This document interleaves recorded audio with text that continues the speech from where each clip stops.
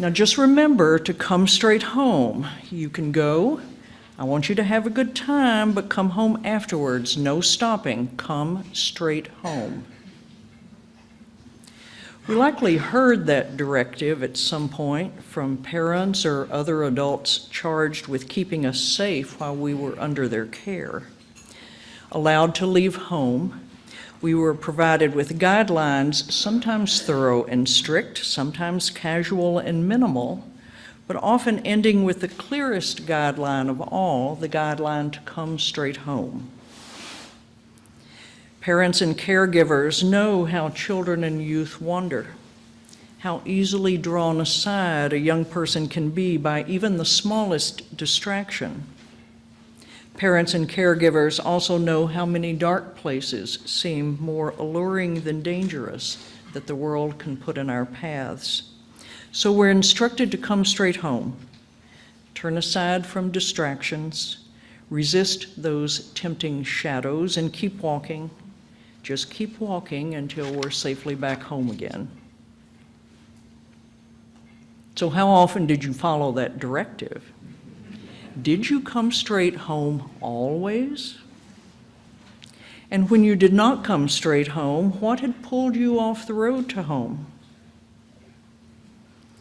During the month of May, our services take up the theme of transcendence, a word with nuanced theological meaning, but outside the confines of theology, mostly means beyond, heading outside the ordinary round of experience.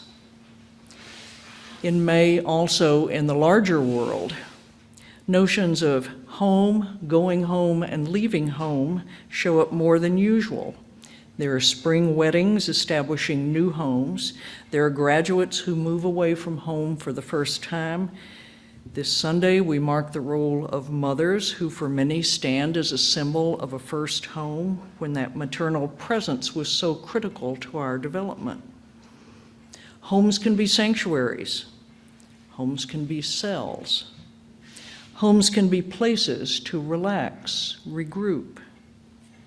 Homes can be places where we most have to pretend and be on our guard. Homes provide a place for us to push off from, to launch. Homes become our destination after we've spent so long wandering that we're weary of change and want only to rest. Homes may inspire us towards transcendence, leaving behind what is familiar and easy.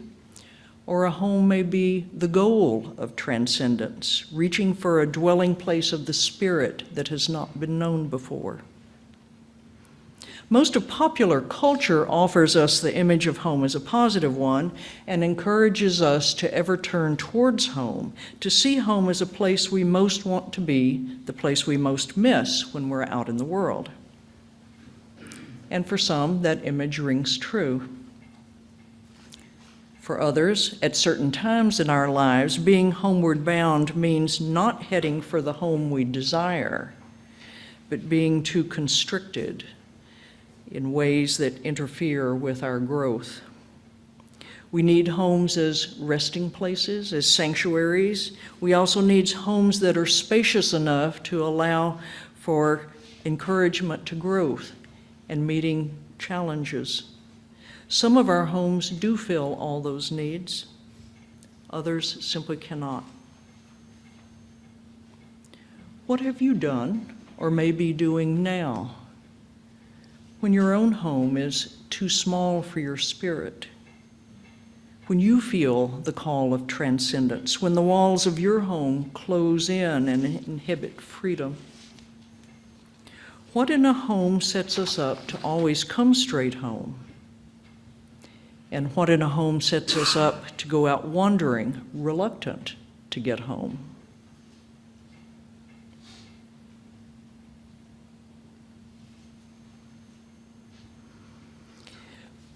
When all of us began our life journey, home and mother were inextricable for us, so entwined that it can be almost impossible to think of whatever our first home was without immediately seeing mother or to think of mother apart from that home. Whether we had a great mother, A good enough mother, a mother limited in her ability to love us, or an absent mother who left us dependent on others for care. The walls and furnishings that we first knew are bound up in the experiences of being cared for, and vice versa. Objects can take on personal qualities of being reassuring or fearsome in and of themselves as a result of that time in our lives. And the mother who moved among those walls and furnishings of that first home gave us our first lessons in trust and self-worth. The same lessons that are fundamental spiritual lessons we face in any journey of personal growth.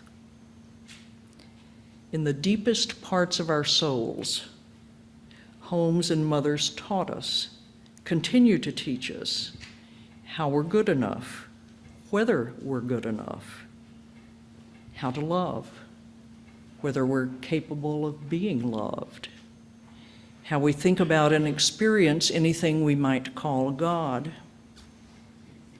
In the Christian tradition, Mary is sometimes identified as Mother of God. Other traditions have an image of a divine mother, and that constant image points towards a connection between mothers and whatever we carry as our spiritual understanding.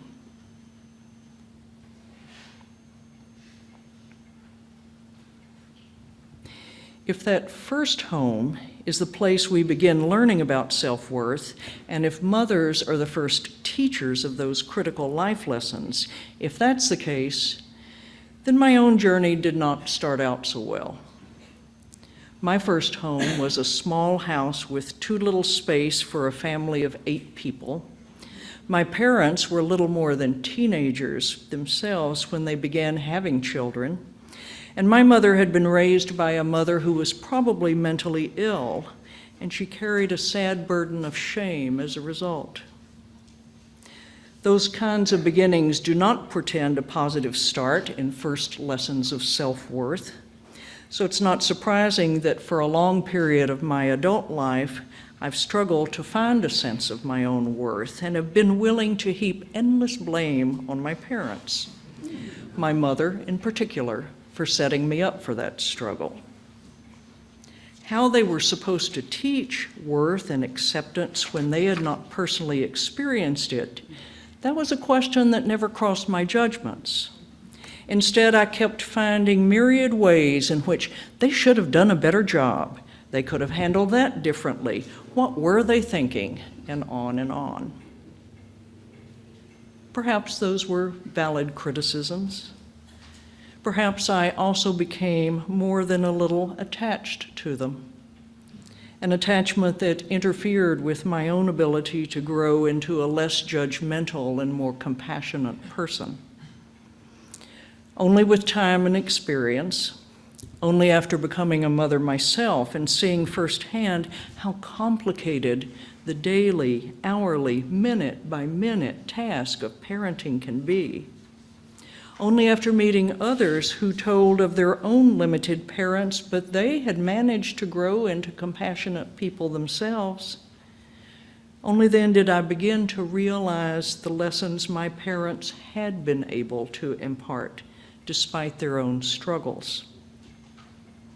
Both working full-time at low-paying jobs, never having been outside Southeast Texas, these limited individuals nonetheless made sure that all 6 of their children had opportunities to explore the larger world. And they taught us that one's spiritual life was crucial by making church involvement our family priority.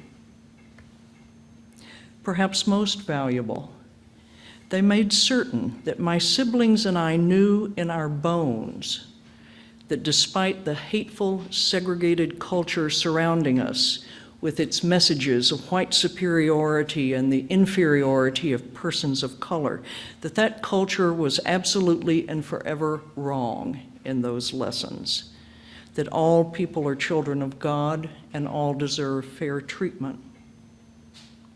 My first home struggled to teach self-acceptance to my siblings and me, but we learned well and learned deeply first lessons in anti-racism, how to be accepting of others no matter what, even when ridicule by peers was the price of extending that acceptance.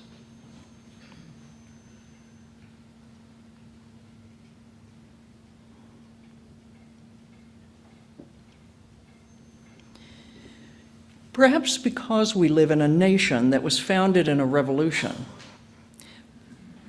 by ancestors who were pushing against all that had come before. Perhaps because our own Unitarian Universalist tradition is a revolutionary tradition, where founders broke away from established churches and established religious practices. Perhaps because many of us here are rebels, defining ourselves by what we do not believe, values we do not hold. Perhaps because we're more accustomed to going against than going with, to starting new rather than continuing. It can be hard for us to see how the places we came from and the people who launched us, mothers included, still figure into our lives today, and especially to see those first influences as helpful. A life can be haunted by loneliness and a feeling of not fitting in, of being displaced and disoriented when we over and over define ourselves starting with a negative, the word not. There are times when it is indeed necessary to push away from, to break off and stand apart and start over. But that is not our only option, and it is not always necessary or helpful for us to run around being the people who are not like anybody else. To be fully accepting of who we are and the life we have as a gift. We also need, along with pushing against what is not us, to pick up the threads that contribute to who we are. Threads that have always been with us, however much we may believe we've changed over time. We still carry that first home in us. All our mothers are still present in who we are today, and that is not a curse, but a blessing. Sometimes a painful blessing, but a blessing nonetheless.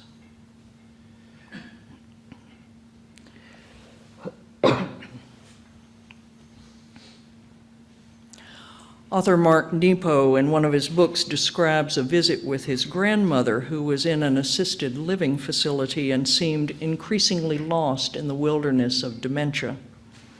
He wheeled her out into the facility courtyard on an early spring day, and they enjoyed the quiet pleasures of sun, trees, passing clouds overhead. At one point, his grandmother asked him several times, "Where are we?" At another moment near the end of the visit, she took his hand and asked, "Why can't I go home?" Nepo writes that while he initially heard these sad questions as the typical struggles of dementia, he began to experience them as deeper spiritual questions that show up for all of us over time, when our life journeys take us far from what has been familiar, when it seems we may never again find a resting place, a real home. While those questions can never be avoided unless we make the regrettable choice to not move out of our spiritual and literal tracks ever, they can become less sorrowful, more encouraging, invitations to look deeper, to notice where home is still with us despite the number of changes we've gone through, how the people and places that made us who we are continue to live inside of us, guiding, warning, comforting, encouraging, intending always to help make sure we do finally get safely home, even if we've chosen not to go straight home. Your mother may be long gone. She may be far away. You may not have spoken in a long time. But in her best sense, she is still there, still wanting you to find your way home. Your first home may no longer exist. People you never knew may be living in it now. But it is still with you where you are today, helping you figure out how to be accepting of yourself and others, how to feel at home in the life you have. I once complained to a therapist about the evidences of my mother that I found showing up in my parenting of my son, despite my resolve to be nothing like her. And the therapist laughed. Did you really believe that simply by deciding to do things differently, you could be entirely free of influences that were present every minute, every day for the first 18 years of your life? At the time, I heard his question as a curse.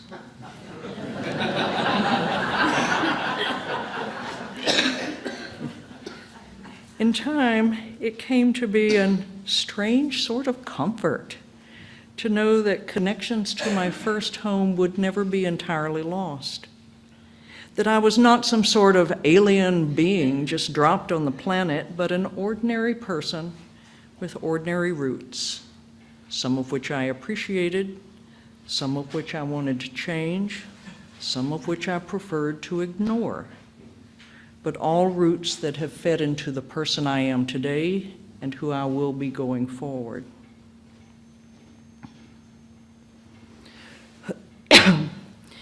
Nepo concludes his reflection on his visit with his grandmother by writing, "Through the many trials and shreddings I have undergone since my grandmother's death, through cancer, through the death storm of oneself that has cost the love of some and birthed the love of others, through the crests and swells of life's constant arrival, I have been lost and centered many times. I'm not the same person who wheeled Grandma in the sun that day, though I am the same soul. And though I still don't know where we are, it is this deep and humble sort of not knowing that puts us back in touch with the very pulse of life." As we walk through times of constant change in our culture, in this congregation, in our individual experiences, as we see our lives go through many times of upheaval and see ourselves lost and found, lost and centered, we can remember that all our homes we've ever had are with us, carried with us as surely as the turtles that live around us in this part of the country carry their shell homes on their backs. And all of us are doing the best we can to just get back home. Not always going straight there, but still intending to get back home. So may we be good company for one another, making our ways home, patient when we wander, caring when we stumble, at times mothering one another, knowing we all want that same thing, to walk through the door safe and loved one more time.